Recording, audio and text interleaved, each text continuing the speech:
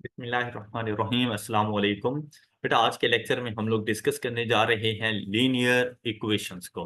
Basically linear equations को solve करने के मेथड तो हम लोग इक्वेशंस के चैप्टर में ही डिस्कस करते रहते हैं, लेकिन यहाँ पर के लीनियर इक्वेशंस को बनाया कैसे जाता है हम उसकी डिस्कशंस को देखेंगे। तो सबसे पहले हम लोग ये देखते हैं कि बेसिक हमारे पास लीनियर इक्वेशंस होती कौन सी हैं।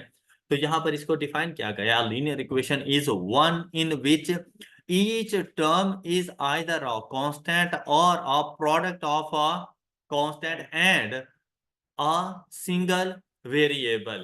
Linear equation does not contain terms that are raised to a power or reduced to a root। मतलब इसके ऊपर ऐसी कोई नहीं जिसके वेरिएबल के ऊपर अंडर रूट आ जाए या वेरिएबल की पावर वन के अलावा कुछ और हो जाए, तो वो लीनियर इक्वेशन नहीं होती। All right, a linear equation is one in which the degree of equation is one, where degree means the higher power। तो बेटा बेसिकली ये लीनियर इक्वेशन की डेफिनेशन है कि लीनियर इक्वेशन एक ऐसी इक्वेशन हुआ करती है जिसमें वेरिएबल्स की पावर वन हो, तो लीनियर इक्वेशन है। अगर अदर देन वन है पावर, तो फिर वो लीनियर इक्वेशन नहीं रहती। इसी तरह से कह रहा है, in other words a linear equation does not include the term like x square. ये लीनियर नहीं है, ये फिर क्वाड्रेटिक बन जाती है अगर पावर टू है तो। अगर पावर थ्री है वेरिएबल की तो क्यूबिक इक्वेशन बन जाती है। नेक्स्ट देखें, the equation of a straight line is a linear equation with two variables like this, y is equal to 3 + 5x। अब अगर मैं आपसे पूछूं इस इक्वेशन में कि स्लोप ऑफ द इक्वेशन क्या है, तो क्या है? 5x का कोफिशिएंट, 5 इसका स्लोप है। y इंटरसेप्ट की वैल्यू क्या है? 3 y इंटरसेप्ट की वैल्यू है इस इक्वेशन में। वेरिएबल्स देखो दो हैं, वेरिएबल्स की पावर क्या है? 1। लीनियर इक्वेशन है। लीनियर इक्वेशन के मल्टीपल सॉल्यूशंस होते हैं, एक ही लीनियर इक्वेशंस के मल्टीपल सॉल्यूशंस होते हैं। अब देखें, अगर मैं यहां पर इसको एक ग्राफ के जरिए रिप्रेजेंट करना चाहूं, ये देखो, ये हमारे पास एक ग्राफ बन गया। कोई सी भी लीनियर इक्वेशन बना लो, सपोज मैं इधर से एक लाइन ड्रॉ करता हूं,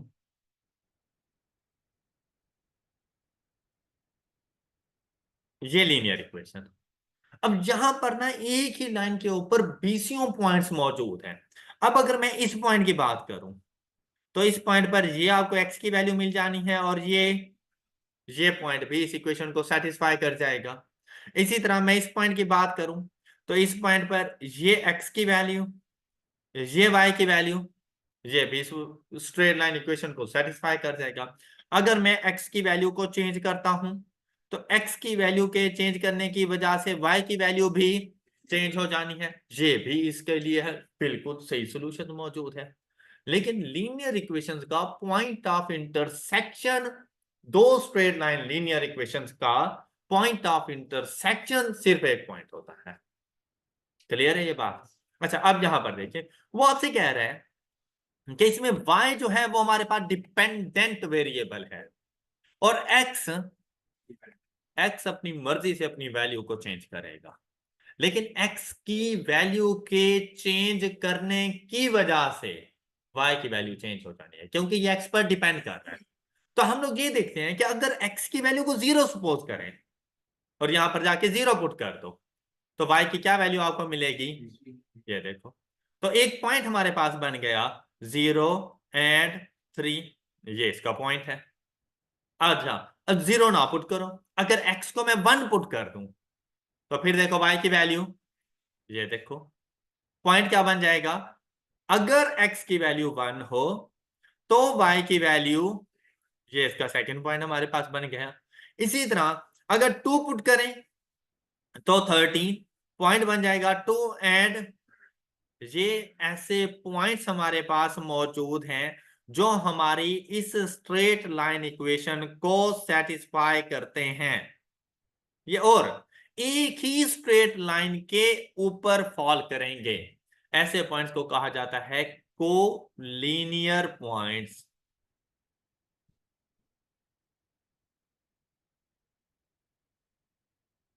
क्या कहते हैं इनको?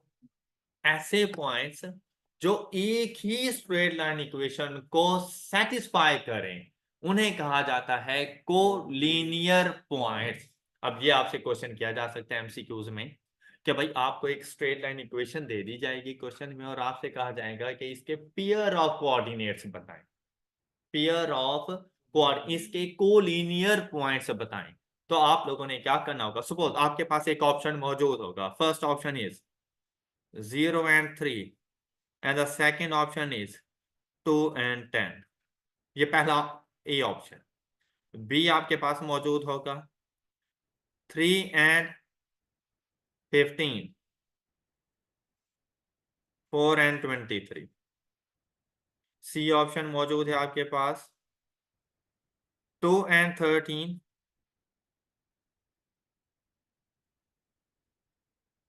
5 and 28। D is none of these। और ये इक्वेशन है आपके पास। अब आपसे कहा गया इनके पेयर ऑफ कोऑर्डिनेट्स बताएं। तो इसका सोल्यूशन आप लोगों ने कैसे फाइंड करना है भाई? इसका और कोई सोल्यूशन नहीं है, सिंपली आपने वैल्यूज को पुट करना है और इक्वेशन को सेटिस्फाई करवाना है। जैसा कि यहां पर देखो x की वैल्यू 0, जाकर x को 0 पुट करो और चेक करो कि अगर मैं यहां पर x को 0 पुट करूं तो y की वैल्यू क्या आ रही है? 3। यहां पर क्या है? मैच कर गया। ये पॉइंट है इस इक्वेशन का, लेकिन इसका ये मतलब नहीं है कि ये सोल्यूशन है। आपने दूसरा पॉइंट चेक करना है। दूसरा पॉइंट चेक किया 2, x को 2 पुट करो तो देखो y की क्या वैल्यू आ रही है? 13, जबकि इधर क्या है? 10। सेटिस्फाई नहीं करता, ये कोलिनियर पॉइंट्स नहीं है। ये बात क्लियर हो गई? अच्छा फिर देखें 3 पुट करो x की जगह पे तो आंसर y का, जबकि यहां पे क्या है? इसने मैच, इसको चेक करने की जरूरत नहीं है, टाइम ना वेस्ट करना। जब पहले ने ही इनकार कर दिया, दूसरे को चेक करने की जरूरत नहीं। फिर गए 2, 2 पुट किया तो आंसर मैच कर गया। फिर 5 को पुट करो, आंसर 5 5 25 प्लस 3 मैच कर गया। ये कोलिनियर पॉइंट्स हैं, सी को टिक कर देना। ओके। अच्छा बेटा, अब यहां पर देखें हमारे पास स्ट्रेट लाइन इक्वेशंस की डिफरेंट फॉर्म्स मौजूद हैं। बेसिकली जो हमारे पास standard form of straight line equation होती है वो होती है A X plus B Y is equal to, ये है standard form of straight line equation. Clear? इसके अलावा डिफरेंट फॉर्म्स मौजूद हैं, जिनमें सबसे पहली फॉर्म हमारे पास स्ट्रेट लाइन इक्वेशन की आ रही है slope intercept form of equation of straight. First form is slope intercept form. First वाली जो हमने पढ़ी वो थी स्टैंडर्ड फॉर्म। उसके अलावा जो स्ट्रेट लाइन इक्वेशंस की फॉर्म्स हैं उनमें फर्स्ट फॉर्म है slope intercept form of straight line equation. Slope intercept form की बेटा जो स्टैंडर्ड फॉर्म हमारे पास होती है वो होती है y is equal to B plus M X. अच्छा, ये m की वैल्यू पॉजिटिव नेगेटिव कुछ भी हो सकती है, तो हम इसको यूं भी लिख सकते हैं y is equal to b minus m x. इसको इस तरह से भी लिखा जा सकता है। ये बिल्कुल ऐसे ही है जैसे कल आप लोग कह रहे थे y is equal to a plus M x, जो कल आप लोगों ने स्लोप को फाइंड करने के लिए आपने किया था। ये बिल्कुल वही फॉर्म है हमारे पास। अब हमने ना इसकी मदद से स्ट्रेट लाइन इक्वेशन बनानी है, खुद से बनानी है स्ट्रेट लाइन इक्वेशन। तो स्ट्रेट लाइन इक्वेशन बनाने के लिए जो पहली फॉर्म मेरी हेल्प करेगी वो है स्लोप इंटरसेप्ट फॉर्म। अच्छा, इसको स्लोप इंटरसेप्ट फॉर्म क्यों कहते हैं? क्योंकि बेटा इसकी मदद से अगर आपने इक्वेशन बनानी हो तो आपको दो चीजों की जरूरत है। एक, स्लोप ऑफ द इक्वेशन, आपको उस इक्वेशन के स्लोप की वैल्यू का पता होना चाहिए, ग्रेडियंट का। और दूसरा, साथ में आपको उसके इंटरसेप्ट की वैल्यू का पता होना चाहिए। लेकिन यहां पर इंटरसेप्ट से मुराद एक्स इंटरसेप्ट नहीं है, यहां पर इंटरसेप्ट से मुराद वाई इंटरसेप्ट। मतलब आपको अगर किसी भी इक्वेशन का स्लोप और वाई इंटरसेप्ट की वैल्यू दे दी जाए तो आप इजीली उसकी इक्वेशन बना सकते हैं। अक्सर ऐसा होता है कि आपसे कहा जाता है find the equation of a straight line.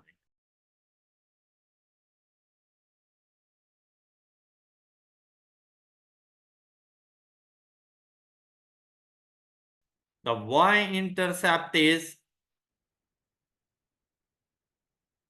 जी कोई भी वैल्यू बोल दो वाई इंटरसेप्ट की, 9। अब हमने इसकी मदद से इक्वेशन ऑफ स्ट्रेट लाइन बनानी है। तो आप लोगों ने यही देखना होता है कि गिवन इंफॉर्मेशन क्या है, स्लोप और इंटरसेप्ट, तो कौन सी फॉर्म ऑफ इक्वेशन यूज करो, स्लोप इंटरसेप्ट फॉर्म। उसकी स्टैंडर्ड फॉर्म अपने पास लिख लो। अब देखिए इसकी स्टैंडर्ड फॉर्म क्या होगी।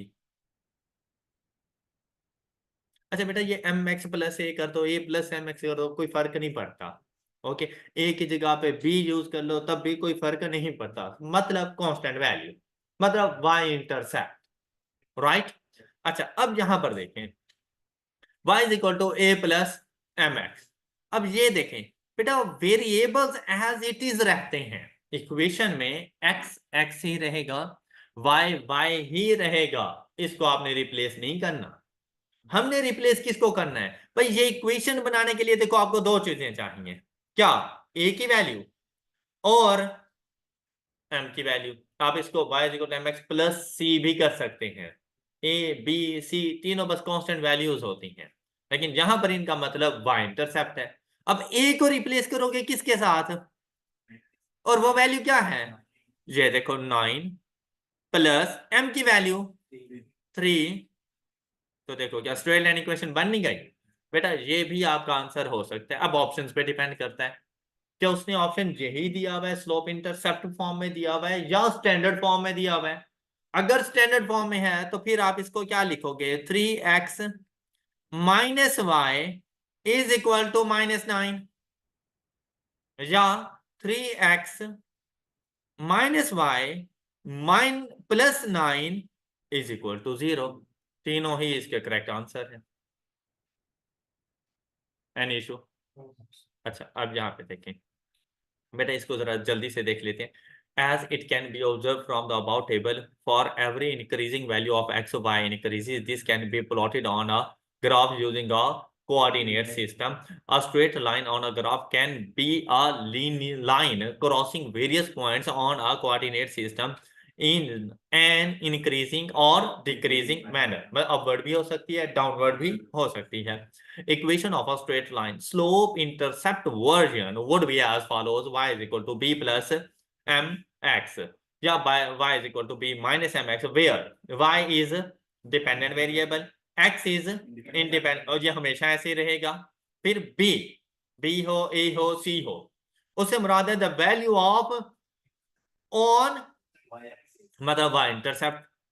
Clear, this is the value at which the line crosses the y-axis where x is equal to, it could have a negative value भी y-इंटरसेप्ट की हो सकती है। इसी तरह से m से क्या मुराद है, स्लोप, जिसे ग्रेडियंट भी कहते हैं। द ग्रेडियंट में बी पॉजिटिव अगर स्ट्रेट लाइन अपवर्ड है तो, नेगेटिव अगर स्ट्रेट लाइन 0, अगर स्ट्रेट लाइन, और अनडिफाइंड मतलब इन्फिनिटी अगर स्ट्रेट लाइन। ये बातें हम लोग प्रीवियस लेक्चर में डिस्कस कर चुके हैं। आई होप कि आपको ये सारे पॉइंट समझ आ चुके हैं। अब देखिए ये आपके पास है कि उसने वैसे ही एग्जांपल दे दी, कहते हैं इसका आप लोगों ने ग्राफ बना के देना है, ये उसने एक्स एंड वाई की वैल्यूज दे दी हैं, तो बेटा ये ग्राफ बन गया है इससे। कि जैसे एक्स की वैल्यू 0 तो वाई की वैल्यू 3, तो ये यहां से स्टार्ट होगा, एक्स की वैल्यू 0 वाई की वैल्यू 3, मतलब पॉइंट ऑफ ओरिजिन से नहीं स्टार्ट होगा। पॉइंट ऑफ ओरिजिन से स्टार्ट होता तो x and y both are equal to 0। उसने कहा एक्स 0 लेकिन वाई 3, तो ये वाई एक्सिस से स्टार्ट होगा। फिर इसी तरह ये वैल्यूज इंक्रीज होती गई। फिर नेक्स्ट देखो, ये स्लोप के बारे में बेटा प्रीवियस लेक्चर में ही आप लोगों ने पढ़ लिया था। First form of straight line equation I hope कि आपको समझ आ चुकी होगी, सिंपल सी थी कि अगर किसी भी डाटा के अंदर आपको स्लोप ऑफ द इक्वेशन और वाई इंटरसेप्ट की वैल्यू मिल जाए तो आपने slope intercept form of straight line equation use करनी है। सिंपली जाकर आपने वैल्यूज को पुट करना है और आपके पास इक्वेशन आ जाएगी, फिर अपने ऑप्शन के साथ मैच करना। हो सकता है कि आपको रीअरेंजमेंट की जरूरत पड़ जाए, कि आपका जो ऑप्शंस हो वो रीअरेंज करके हो, तो आपने अपनी इक्वेशन को रीअरेंज करना है, आपको रिक्वायर्ड आंसर मिल जाएगा। Any issue? Next form of straight line equation है हमारे पास point slope form. First form क्या थी हमारे पास? Slope intercept form, and the second form is point slope form. और इसकी स्टैंडर्ड फॉर्म हमारे पास है कुछ इस तरह से, y is equal to m into x minus x1 plus y1। ये है हमारे पास point slope form of straight line equation. अब यहां पर भी बेटा बिल्कुल वैसे ही कि y से मुराद डिपेंडेंट वेरिएबल, x से मुराद इंडिपेंडेंट वेरिएबल, m से मुराद slope of the equation. Alright, लेकिन अब यहां पर a b c नहीं है, यहां पर है x1 एंड y1। ये वो पॉइंट है जो आपको क्वेश्चन में गिवन था। उस पॉइंट में x की वैल्यू x1 और y की वैल्यू y1, ये पॉइंट की वैल्यूज हैं, ये कोऑर्डिनेट्स हैं आपके पास। अब देखें बेटा, बेसिकली तो y इंटरसेप्ट भी एक पॉइंट ही होता है, लेकिन अगर y इंटरसेप्ट हो तो y is equal to mx plus c कर सकते हो। लेकिन अगर उस y इंटरसेप्ट के अलावा कोई भी और पॉइंट आ जाए तो आप लोगों ने पॉइंट स्लोप फॉर्म पे चला जाना है। अब इसको पॉइंट स्लोप फॉर्म क्यों कहते हैं? कि इसमें इक्वेशन बनाने के लिए आपको दो चीजें चाहिए। कौन कौन सी? एक तो आपको स्लोप ऑफ द इक्वेशन चाहिए, और दूसरा कोई सा भी एक पॉइंट जिसमें से वो स्ट्रेट लाइन पास करे, गुजरे, आपको वो एक पॉइंट चाहिए। तो आपको क्वेश्चन में ऐसी इंफॉर्मेशन प्रोवाइड कर दी जाती है, जैसा कि अगर यहां पर इसकी एग्जांपल को देखें, कहते हैं calculate a second pair of coordinates of the line which passes through 6 and 32 and has a slope of 4। अच्छा बेटा, यहां पर उसने आपसे ये पूछा है कि भाई एक पॉइंट तो मैंने आपको बता दिया कि 6 and 32 है, कहते हैं मुझे इसी इक्वेशन का कोई दूसरा पॉइंट बताओ। तो मुझे इसी इक्वेशन का कोई दूसरा पॉइंट बताओ जो 6 and 32 से पास करती हो और उसके स्लोप की वैल्यू 4 हो।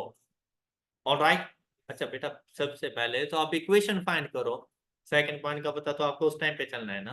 तो आप ये समझो जैसे इस क्वेश्चन की रिक्वायरमेंट है कि आप find the equation of a straight line passing through the point 6 and 32 and having slope of 4।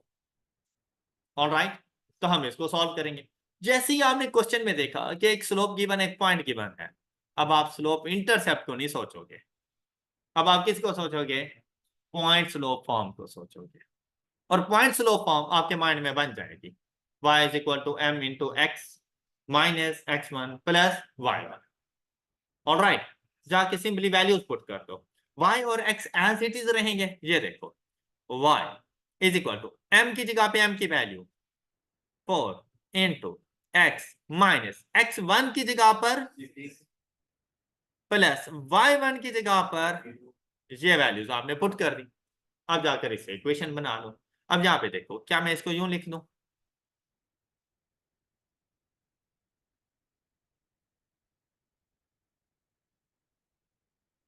हो सकता है ऐसा? अच्छा next, y is equal to, जी क्लियर? ऐसा नहीं लग रहा जैसे slope intercept form of the equation बन गई है? ये पूछी जा सकती है, तो बस यहीं तक सोल्यूशन हो जाएगा। अगर वो ऑप्शंस में स्लोप इंटरसेप्ट फॉर्म मौजूद है तो आप ये आंसर बताओगे कि y is equal to 4x plus 8। देखो स्लोप 4 है, उसने भी यही कहा था 4 होना चाहिए। हाँ, अगर यहां पर ये पूछ ले कि भाई यही डाटा दे और आपसे पूछ ले फाइंड द y इंटरसेप्ट, बेटा तब भी सोल्यूशन यही है। अब y इंटरसेप्ट क्या है?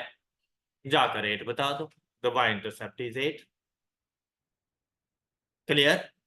अच्छा, अब इसकी रीअरेंजमेंट भी हो सकती है कि वो इसको लिख सकता है 4x minus y plus 8 is equal to 0। वो इसको लिख सकता है 4x minus y is equal to minus 8। इसकी रीअरेंजमेंट हो सकती है। ये अगर इक्वेशन पूछे तो ये आंसर है, लेकिन उसने कहा सेकंड पेयर।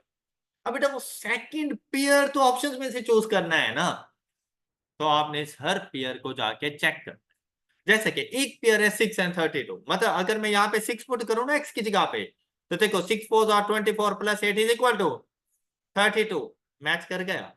बस एक और ऐसा पेयर मैंने ढूंढना है कि जो इस इक्वेशन को सेटिस्फाई कर जाए, क्योंकि मेरे पास ऑप्शंस मौजूद होंगे। ए ऑप्शन, सपोज कि मेरे पास a option A B C and D, और ऑप्शंस में मौजूद है हमारे पास 3 and 20,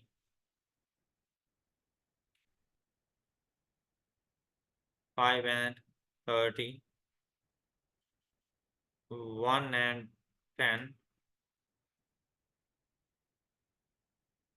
2 and 16। अब मैंने इसमें से टिक करना है second pair of the coordinate.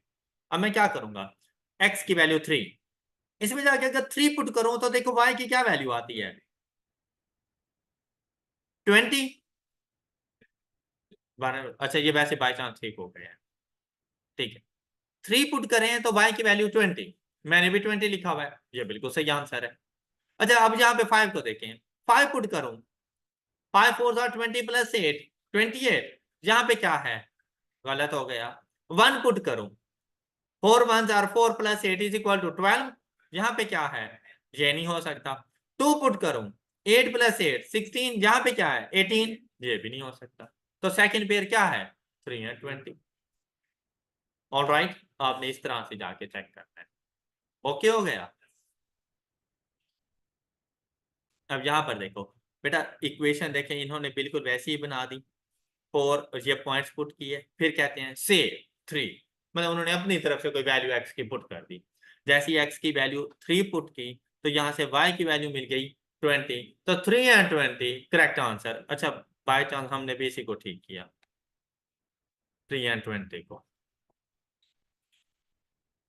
Okay अच्छा नेक्स्ट देखो,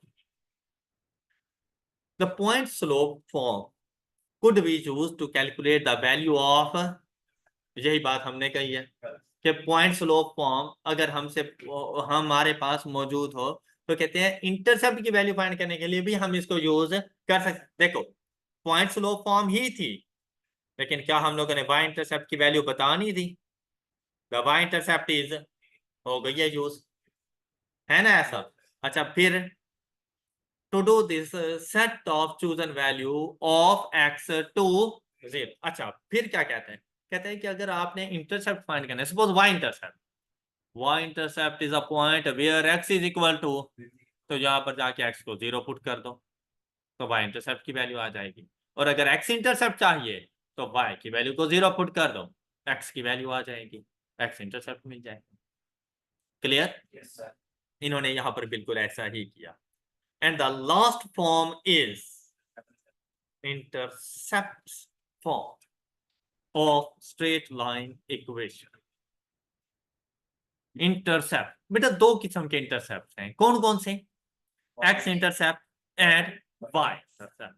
अच्छा इसके लिए जो स्टैंडर्ड फॉर्म, बेटा ये आपसे ना एमसीक्यूज में स्टैंडर्ड फॉर्म्स भी पूछी जा सकती हैं कि the standard form of slope point slope form is, तो नीचे वो कुछ भी इक्वेशन बना के दे दें, प्लस माइनस गलत कर सकते हैं, तो आपको पता होना चाहिए कि कौन सी स्टैंडर्ड फॉर्म किसके लिए है, या कोई स्टैंडर्ड फॉर्म देकर उसका नाम पूछ दिया जाए तो आपको नाम का भी पता होना चाहिए। अब ये देखें इंटरसेप्ट फॉर्म की स्टैंडर्ड इक्वेशन होती है x by a plus y by b is equal to 1। बेटा यहाँ पे x एंड y तो एज वेरिएबल आ रही है, बाकी बात आ जाती है a एंड b की। इस इक्वेशन में a से मुराद x इंटरसेप्ट और b से मुराद y इंटरसेप्ट है। अब ये देखें, बात सुनिएगा जरा, अगर ये इक्वेशन हो ना इस तरह, तो a x इंटरसेप्ट नहीं होता, x का कोफिशिएंट होता है, b y का कोफिशिएंट होता है। लेकिन अगर यह है इस तरह तो a x का कोफिशिएंट नहीं है, x इंटरसेप्ट है। और बी वाई इंटरसेप्ट। बात क्लियर हो गई? ये दोनों में थोड़ा सा डिफरेंस आ जाता है। अच्छा, अब इधर क्या होगा बेटा? इधर देखें, स्लोप की कोई बात नहीं की, कोई पॉइंट का जिक्र भी नहीं किया, सिर्फ का इंटरसेप्ट फॉर्म, मतलब दोनों इंटरसेप्ट आपको गिवन होंगे और आपने इक्वेशन बनाकर देनी होगी। जैसा कि यहां पर देखें। अच्छा बेटा, ये बातें यहां पे लिखी हुई हैं, the intercept value on the x axis, the intercept value on the y axis, a and b के बारे में।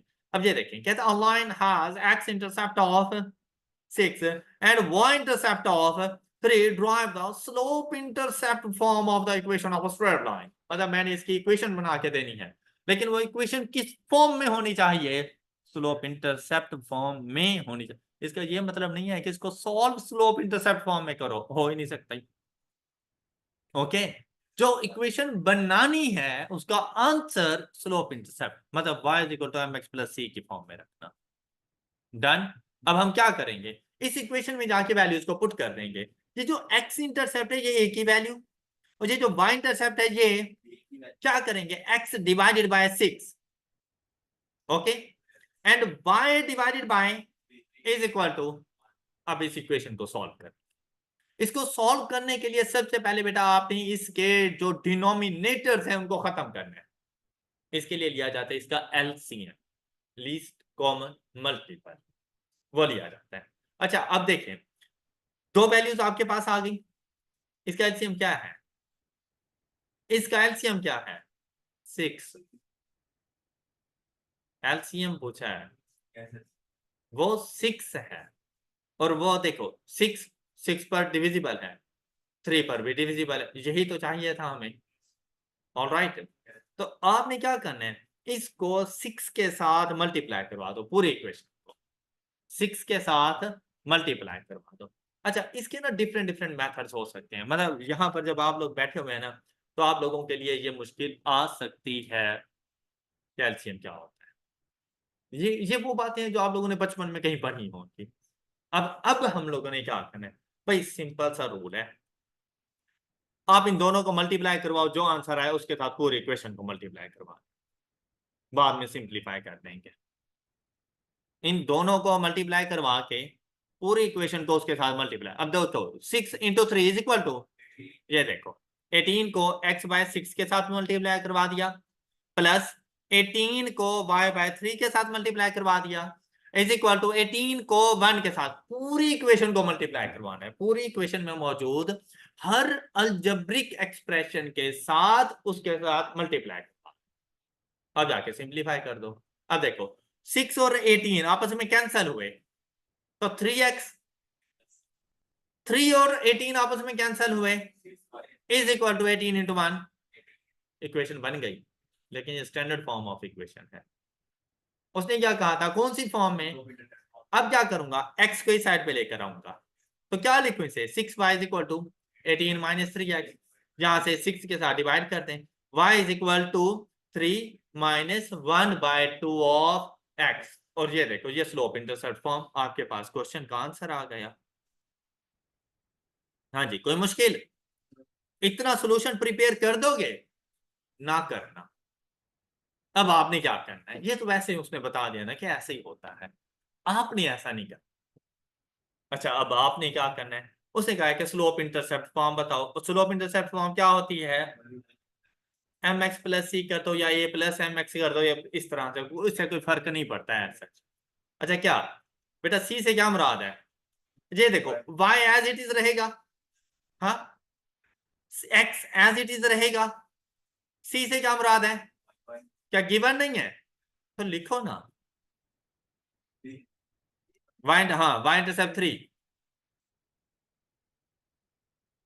अब बात आ जाती है एम की, कल पढ़ा नहीं था, अगर दो इंटरसेप्ट गिवन होता है एम का फार्मूला क्या होता है, m is equal to minus a over b, मतलब माइनस ए ओवर बी। बेटा हमने स्ट्रेट लाइन इक्वेशन के लिए पढ़ा था, इंटरसेप्ट के लिए हमने कहा था minus y intercept over x intercept.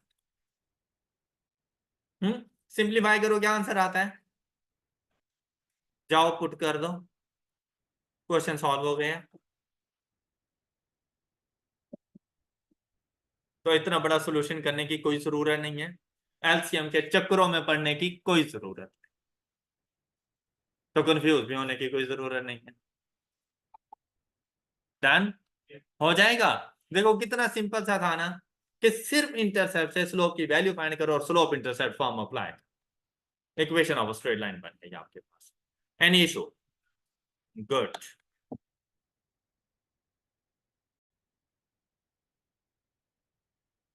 अब यहां पर आ गई आपके पास प्रैक्टिकल एग्जांपल।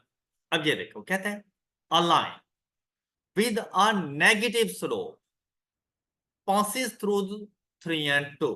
अब ये एक पॉइंट गिवन है, ये कोई इंटरसेप्ट वगैरह गिवन नहीं है। अब ये पॉइंट गिवन है, अब इस पॉइंट में ये एक्स की वैल्यू और ये वाई की वैल्यू। ओके, फिर देखो, it has an x intercept value which is twice the Y intercept value. derive the slope intercept form of equation of a, भाई आपके कॉन्सेप्ट्स को उसने ट्विस्ट दिया है, वो कहते हैं आप फाइंड करो। अब अगर यहां पे गौर करो ना, उसने ना तो मुझे एक्स इंटरसेप्ट बताया ना वाई इंटरसेप्ट बताया, और कहता है पॉइंट स्लोप फॉर्म मुझे बना कर दो। हाँ इतना बता दिया है कि यार ये जो एक्स इंटरसेप्ट है ना, ये वाई इंटरसेप्ट की वैल्यू का 2 टाइम्स है, ट्वाइस है। और कहां से पास करते हैं? 3 and 2 से। तो सबसे पहले तो मुझे ये पता हो कि खुद एक्स इंटरसेप्ट और वाई इंटरसेप्ट हैं क्या, ऐसा ही है ना। अब जाके एक्स एंड वाई की हेल्प लो कि भाई एक्स, देखो इंटरसेप्ट की बात की तो आपने यूज इंटरसेप्ट फॉर्म करनी है, लेकिन अब इनसे रिक्वेस्ट करो कि भाई हमें थोड़ी देर के लिए तुम्हारी हेल्प चाहिए ताकि हम इंटरसेप्ट्स को फाइंड कर सकें। उन्होंने कहा इट्स ओके, आ जाओ। हमने कहा एक्स की जगह पे अब हमने पुट कर दिया 3, यहां पे हम लोग पुट कर देंगे 3, और वाई की जगह पे हम लोग पुट कर देंगे। ये बात समझ आ गई आप लोगों को? और जाकर यहां पर कहते हैं जो वाई इंटरसेप्ट है, अब वाई इंटरसेप्ट क्या है हमारे पास, हमने भी रहने दिया, तो कहते हैं एक्स इंटरसेप्ट इसका ट्वाइस है। तो एक्स इंटरसेप्ट को क्या जाके लिख रहे हैं, आप अगर चाहें तो आप इसको एक्स, मतलब अननोन वैल्यू है ना, एक्स लिख सकते हैं, लेकिन यहाँ पर एक्स से मुराद वो वेरिएबल नहीं है। एक्स इसलिए उसने नहीं लिखा कि आपने फिर उसको वेरिएबल समझ लेना था, फिर आप कहते हैं एक्स से एक्स कैंसिल कर दो, इस वजह से उसने एक्स नहीं लिखा। उसने वाई इंटरसेप्ट को बी ही रहने दिया, तो उसने कहा एक्स इंटरसेप्ट टू बी हो जाएगा। ये बात समझ आ गई? और अब जाकर आपने इसको सॉल्व कर लेना है। ये देखो, आपको इस बात की समझ आ चुकी होगी। अच्छा, अब आपने क्या करना है, आपने 2b के साथ पूरी इक्वेशन को मल्टीप्लाई करवा देना है। जैसे ही 2b से मल्टीप्लाई करवाओगे, इस 2b से ये 2b कैंसल, बाकी क्या बच जाएगा 3, प्लस इस b के साथ b कैंसल, तो 2 into 2 इज इक्वल टू, ये 2b बेटा 1 के साथ भी मल्टीप्लाई होगा तो यहां पर 2b। क्लियर? यहां से आपको मिल जानी है b की वैल्यू, और वो b की वैल्यू है 3 b से क्या मुराद है, y इंटरसेप्ट। तो फिर आपके पास x इंटरसेप्ट क्या हो जाएगा, मल्टीप्लाइड बाय 2, ये आपके पास x इंटरसेप्ट आ गया। तो बेटा आपने अब x एंड y इंटरसेप्ट फाइंड कर लिए, ऑलराइट। और जाकर अब आप लोगों ने slope intercept form of equation find कर लेनी है। अब वो कैसे फाइंड करेंगे, m की वैल्यू फाइंड करें। m की वैल्यू कैसे आएगी, minus y intercept 3.5 over x intercept is equal to -1/2, और y इंटरसेप्ट की वैल्यू 3.5, वैल्यू क्या आ जाएगी, y is equal to 3.5 -1/2। Clear? ये देखो,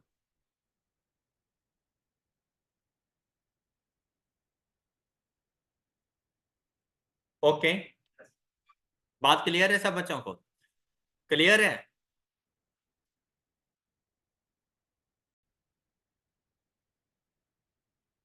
ये देखो नेक्स्ट कहते हैं री राइट द इक्वेशन, तो इसको -4x - 5 is equal to 0, is in a slope intercept form, find a slope m and y intercept b। तो इसको सिंपली हम लोगों ने रीअरेंज करना था। जैसे इसको रीअरेंज किया, y is equal to 4x plus 5, तो यहाँ पर स्लोप की वैल्यू और y इंटरसेप्ट की वैल्यू बस यही बता देना था। ये देखो, ऑल राइट, बस इतना सा क्वेश्चन था आपके पास। ये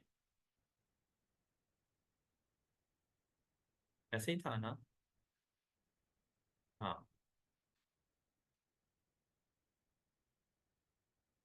और बेटा इसके बाद है सॉल्विंग लीनियर इक्वेशन। तो लीनियर इक्वेशन को कैसे सॉल्व किया जाता है ये हम लोग प्रीवियस लेक्चर्स में ही डिस्कस कर चुके हैं। ये सारे क्वेश्चन आप लोग खुद से सॉल्व कर सकते हैं कि अगर 2 वेरिएबल्स हों तो उनका सोल्यूशन कैसे होता रहता है। हम लोगों ने कैलकुलेटर से सॉल्व करना है।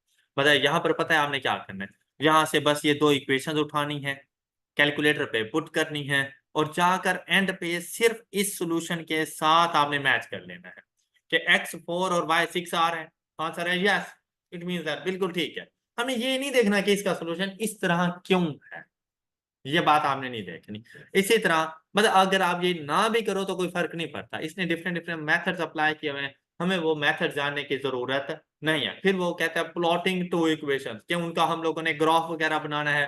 तो ये देखो, ये 2 इक्वेशन का ग्राफ बनाया हम लोगों ने, तो ये इनका पॉइंट ऑफ इंटरसेक्शन आ गया। ये कॉमन पॉइंट है दोनों इक्वेशंस के लिए, तो जो कॉमन पॉइंट होता है वो उनका पॉइंट ऑफ इंटरसेक्शन बन जाता है। तो यहाँ पर उसने टेबल के जरिए बता दिया कि अगर इस इक्वेशन में मैं y को x को 2 पुट करूं तो y 13, तो इस इक्वेशन में भी अगर मैं x को 2 पुट करूं तो y 13, तो 2 एंड 13 पॉइंट ऑफ इंटरसेक्शन है। जानने की जरूरत नहीं है आपको। क्लियर? आपकी बुक में से ये इक्वेशंस तक जितना मैंने आपको पढ़ाया है सिर्फ वही आपके लिए ज्यादा जरूरी था। फिर आ जाता है एप्लीकेशन फॉर लीनियर इक्वेशन, कि हम लोग इसको कहाँ कहाँ पर अप्लाई कर सकते हैं। तो ये इंशाल्लाह हम लोग नेक्स्ट लेक्चर में डिस्कस करेंगे, applications of for linear equation. इससे पहले हम लोग सारा डिस्कस कर चुके हैं। That's all for today. अपना ख्याल रखिए। अल्लाह हाफ़िज़।